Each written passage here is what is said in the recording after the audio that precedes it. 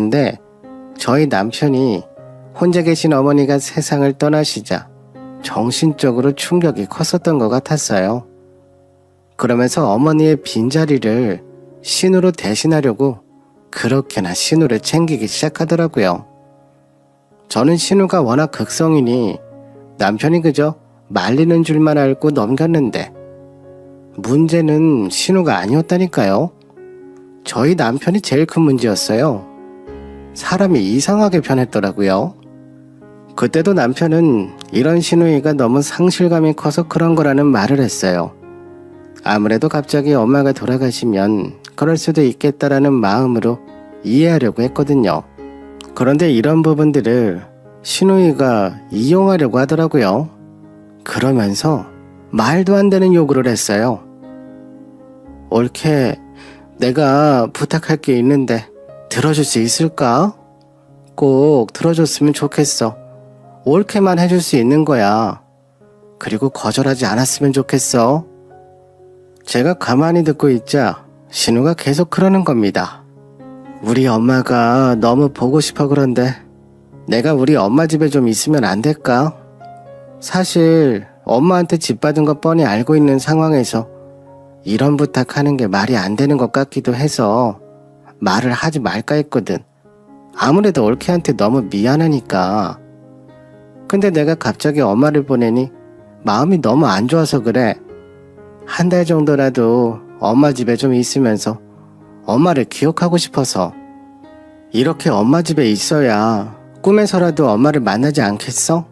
나 엄마가 너무 보고 싶어. 그렇게 울면서 신우가 얘기하니 옆에서 남편도 같이 울고 있더라고요. 누나가 너무 상실감이 커서 그러니 자기도 이해해주라고 하면서 오히려 거들고 있는 모습에 기가 막혔어요. 시어머니가 살았던 집에 산다고 해서 그리움이 사라지는 거 아니잖아요. 형님, 그건 말이 안 되는 것 같아요. 저희 상황 뻔히 아시잖아요. 이번 달까지 지금 사는 집에서 나와야 돼서 급하게 이사 들어가야 돼요. 그리고 오히려 시어머니 댁에 계시면 더 생각나서 힘드실 거예요. 근데 솔직히 형님, 시어머니 아프실 때 형님 잘 들여다보시지도 않으셨잖아요. 제가 막달되면서 잠깐 병간호하신 건데 이렇게 힘들어하실 거면 살아계실 때 더 신경 쓰시지 그랬어요. 사실 저희가 여유가 있는 상황이라면 그렇게 하시라고 말했겠지만 당장 지금 살고 있는 집에서 나와야 하는 상황이라서 저도 어쩔 수가 없었어요. 단호하게 거절한 후 저희는 이사를 진행했어요. 그 뒤로 신우이도 별말 없어서 그냥 생각을 접었나 보다 했어요.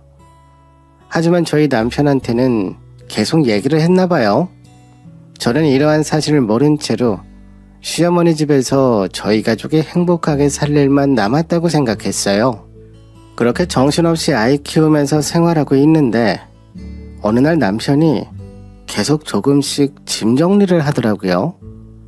웬만하면 이삿짐에서 진행해주고 그 이유는 제가 조금씩 정리를 해서 더 이상 할 것들이 없었거든요. 그런데 계속 이것저것 치우면서 자리를 만드는 것처럼 보였어요. 나름 이것저것 치우면서 보관해야 되는 것들은 창고에 넣는데 저희 창고에도 짐이 많이 있었거든요. 그러니 창고에 있는 것들 중에 버릴 게 있냐고 물어봤어요. 여기 창고에 있는 짐들은 우리 버릴 거야? 여기도 한번 정리를 해야 될 것 같은데. 그리고 서재에 있는 것들 좀 다른 곳으로 옮기자. 무슨 소리야 여보. 그건 갑자기 왜? 창고에 있는 짐들은 우리 다른 계절 옷이라서 버리면 안 되는 것들이야. 지금 서재방을 정리하라고? 왜? 아기방 만드는 것 때문에 그래? 어차피 애기 어릴 때는 우리가 같이 자야 하니까 애 3살 정도 되면 그때 아이방 만들기로 했잖아. 아니, 누나가 병수발하면서 돈을 많이 썼나 봐. 그래서 지금 살고 있는 집을 팔아야 한다고 하더라고. 그러면서 우리 집에 잠시 살 수 있냐 물어봐서 아니 내 마음 같아서는 그냥 이 집을 누나한테 주고 싶은데 집은 우리가 알아봐도 되니까.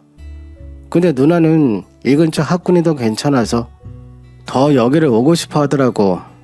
그런데 우리는 아직 아이가 어리기도 하니까 우리가 새로 집을 알아보고 이 집은 그냥 누나한테 주거나 누나가 갖고 있는 집을 우리랑 바꾸는 건 어떨까? 계속 우리 누나가 엄마를 그리워하기도 하고 엄마가 살던 집이니 누나한테 더 애틋할 거 아니야.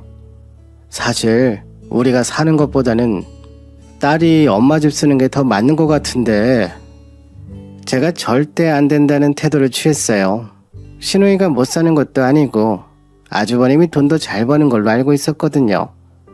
그런데 신우는 저희 남편한테 병수발하면서 돈이 너무 많이 들어갔었다고 얘기하면서 불쌍한 척을 했더라고요. 혼자만 병수발을 한 것도 아니고 나도 해봐서 알고 있기도 하고 그 돈 제가 다 드렸거든요.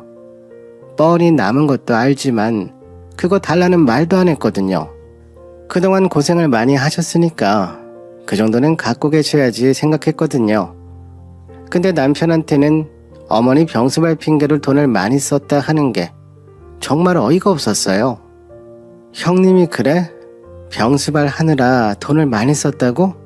그 돈 내가 다 보내줬어. 신우네 돈 하나 들어간 거 없어. 내가 그걸 뻔히 아는데 어떻게 그런 거짓말을 할 수가 있어?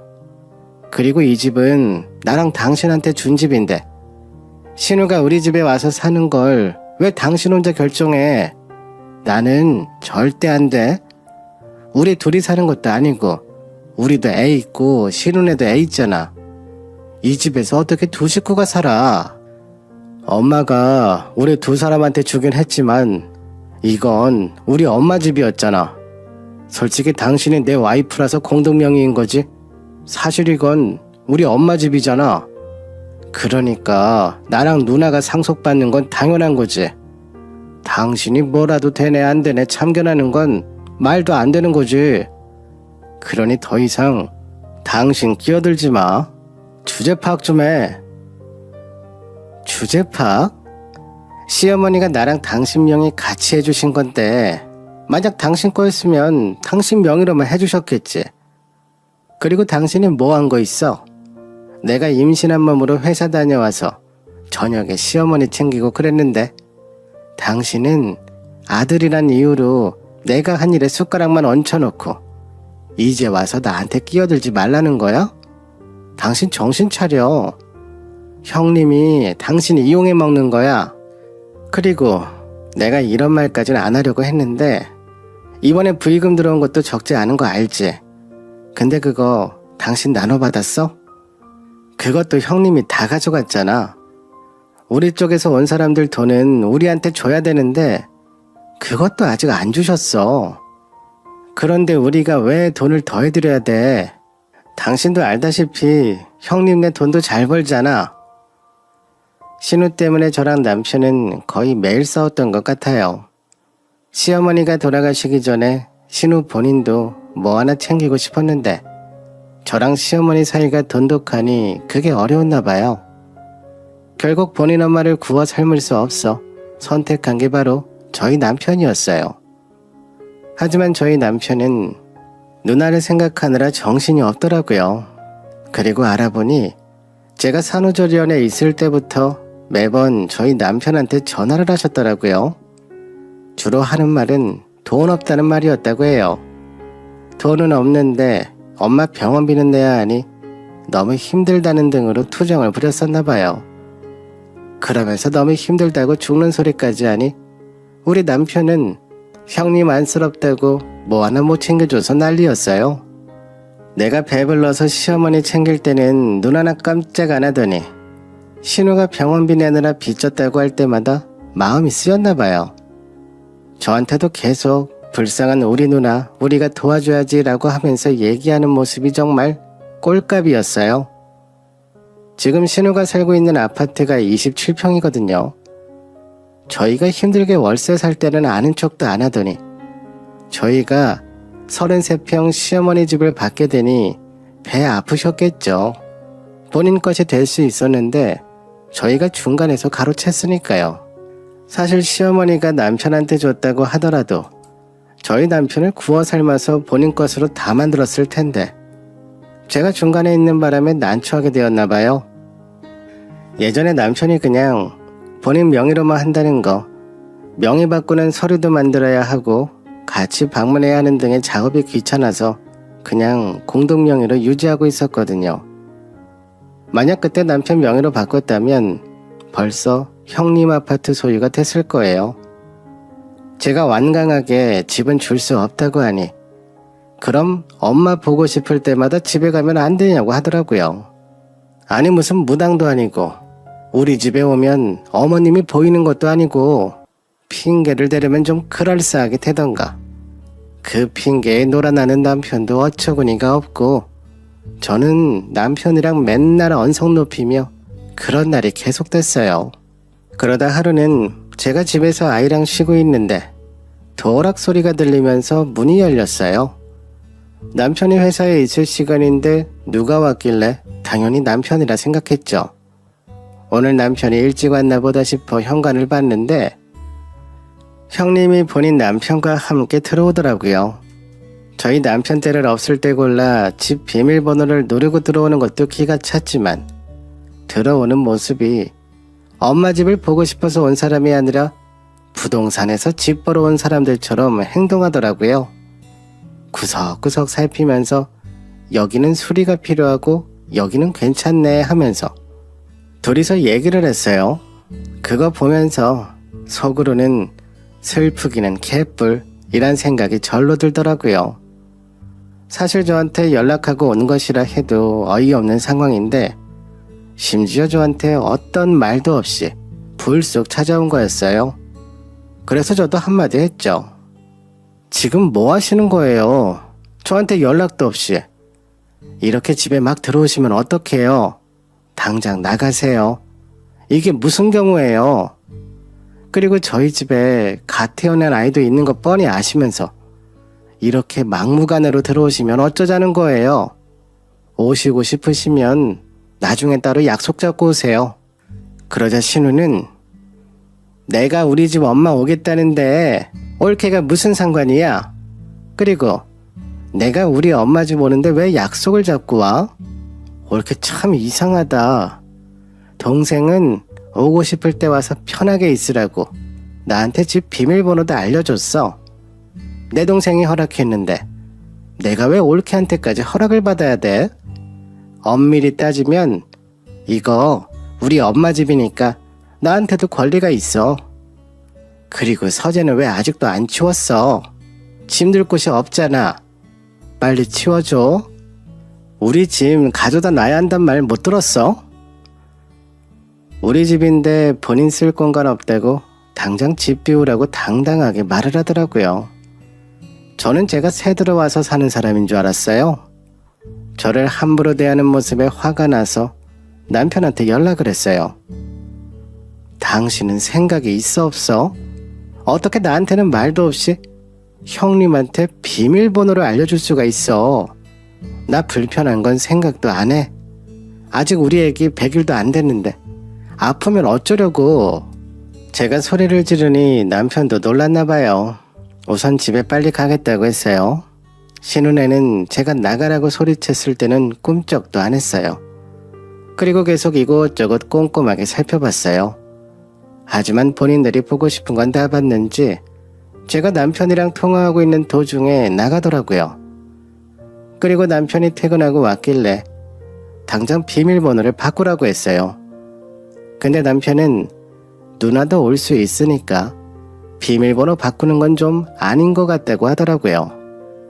그래서 화가 머리 끝까지 나서 저도 남편한테 따졌어요. 당신 혼자 사는 집도 아니고 나랑 아기가 있는 집 비밀번호를 알려줄 수가 있어. 그리고 나한테는 왜 연락도 없이 이렇게 불쑥불쑥 찾아오는 게 말이 돼? 그리고 나보러 서재 비워달라고 하더라.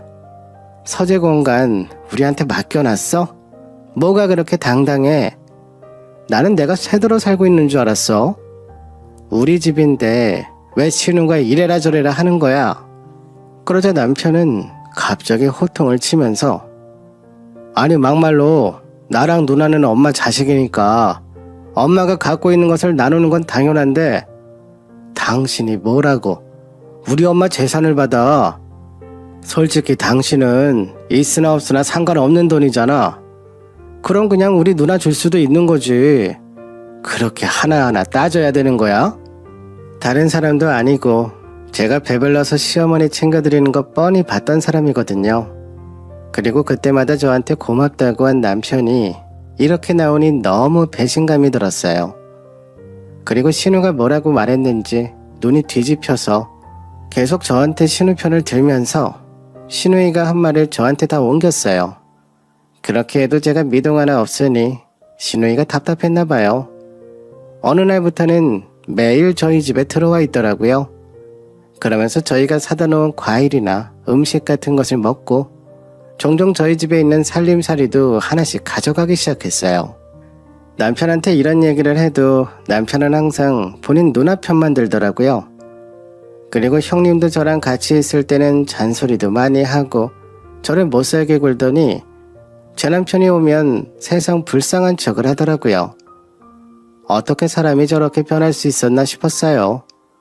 그럴 때마다 남편도 저한테 누나한테 왜 그렇게 행동하냐면서 저를 질책했어요. 이런 상황이 계속되니 저도 지치더라고요. 제 얘기를 듣지 않는 모습을 보면서 더 이상 같이 못 살겠다 생각이 들었어요. 그래서 제가 먼저 이혼 얘기를 꺼냈어요. 그렇게 형님이 불쌍하면 당신 버는 돈도 형님한테 가져다 주면서 살아. 나는 더 이상 이 꼴 못 보겠으니까. 지금 우리가 살고 있는 집 시세가 4억이거든. 여기에 반인 2억만 줘. 그럼 나랑 애기 나가줄 테니까. 솔직히 제가 이렇게 나오면 다시 생각할 줄 알았어요. 저한테는 모진 부분이 있었어도 본인 아이는 끔찍하게 생각했었거든요. 그런데 조금 고민하더니 알겠다고 했어요. 그리고는 형님한테 자초지종을 설명하더라고요. 형님 꼭두각시도 아니고 미주알 고주알 얘기하는 모습을 보니 한심해 보였어요. 그리고는 2억을 보내준다고 하더라고요. 아마 남편이랑 신우돈을 합쳐서 만드는 것 같았어요. 그렇게 저한테 2억을 보냈어요. 그렇게 저는 2억을 받고 그 집을 나왔어요. 저도 더 이상 남편한테 기대하는 게 없고 남편도 저랑 애기보다도 누나 챙기는 게 우선이라 큰 소리 없이 이혼도 마무리가 됐어요. 그렇게 저랑 이혼을 하게 되면서 공동명의였던 시어머니 집은 남편 명의가 됐어요. 형님은 이때다 싶어 명의를 본인 것으로 바꿔달라고 했나봐요. 바보 같은 남편은 바로 누나 명의로 바꿔줬죠. 그런데 저랑 이혼하면서 남은 돈을 다 저한테 보내고 하나 갖고 있었던 집 또한 누나한테 줬으니 저 남편은 가진 게 하나도 없었죠. 저런 모습을 보면서 우리가 신혼 초에 전세금 다 날렸던 것이 내가 남편을 잘못 만나서 그랬구나 싶은 생각까지 들 정도였습니다. 기준이 없어요, 사람이. 그냥 어디에 꽂히면 모조리 다 퍼주더라고요. 그렇게 전 남편은 빈털터리가 됐어요. 시어머니 집 근처에 사는 친구가 어느 날 제 전 남편을 봤다 하면서 얘기를 해주더라고요. 전 남편이 신우 집 앞에 한참을 서 있었다고 해요. 그런데도 불구하고 결국 문을 안 열어줬다고 해요. 아무래도 본인 시중에 가진 돈 하나 없으니 도움 좀 받으려고 누나를 찾아갔겠죠. 하지만 목적 달성한 형님은 더 이상 동생을 거들떠보지도 않았어요. 본인이 그런 취급을 당할 거라는 생각은 못했었나 봐요. 형님 집 앞에서 그렇게 고래고래 소리를 질렀다고 해요. 믿었던 누나가 본인을 경찰에 신고한다고 하니 충격을 받았나 봐요. 그렇게 고혈압 쇼크가 와서 병원에 실려갔다는 얘기를 들었어요. 본인이 아파 누워있으니 제 생각이 났었나 봐요. 저한테 연락을 했는데 제가 일하는 중이라 못 받았거든요. 그리고 급하면 또 연락하겠지 하고 넘겼어요. 신혼 초에도 종종 신우이의 이기적인 면모들이 보였어도 나랑은 관계없겠지 생각했어요. 신우이도 결혼을 했었으니 저랑 많이 마주치지도 않을 거라는 안일한 생각을 했었어요. 종종 만날 때마다 눈치를 잘 보면서 좋게 지내면 되겠지 생각했거든요. 하지만 언제 어떻게 저한테 화살이 올지는 모르더라고요. 결국 저랑 남편은 신우이의 횡포로 이혼하게 됐어요. 그래도 저는 받을 수 있는 것들은 다 받고 나왔고 양육권도 가질 수 있었거든요. 그런데 남편은 누나한테 다 갖다 줬는데 뭐 하나 받은 거 하나 없이 빈털터리가 되었죠. 들리는 바로는 쪽방에서 생활하고 있다 하더라고요. 불쌍한 마음이 들긴 하지만 저한테 행동한 거 생각하면 자업자득이다 싶어요. 그렇게 제가 얘기했었는데도 불구하고 본인 누나 그런 사람 아니다 라고 하더니 본인이 직접 당해보니 이제는 알겠죠. 애도 아니고 본인이 한 행동에는 책임을 져야죠. 저는 남편한테 받은 돈이랑 대출 좀 받아서 작지만 아늑한 집 하나 마련했어요.